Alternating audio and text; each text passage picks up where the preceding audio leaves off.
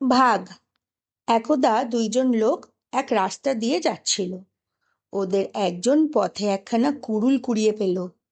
তখন অপরজন বলে উঠল, আমাদের আজ যাত্রা শুভ, আমরা একটা ভালো জিনিস কুড়িয়ে পেলাম।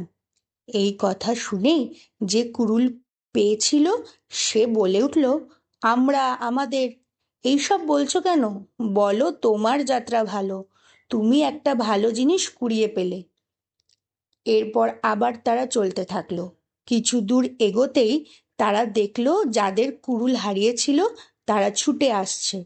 তা দেখেই যে কুড়ুল পেয়েছিল সে অমনি বলে উঠল, এই রে, এবার আমরা গেছি। তখন তার সঙ্গীটি অমনি উত্তর দিয়ে বলে উঠল, এবার আমরা বলছো কেন? বলো এবার আমি গেছি।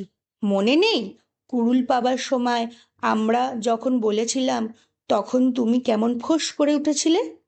গল্পটির উপদেশ হলো, সৌভাগ্যের ভাগ ও দুর্ভাগ্যের ভাগ দুইই দিতে হয়।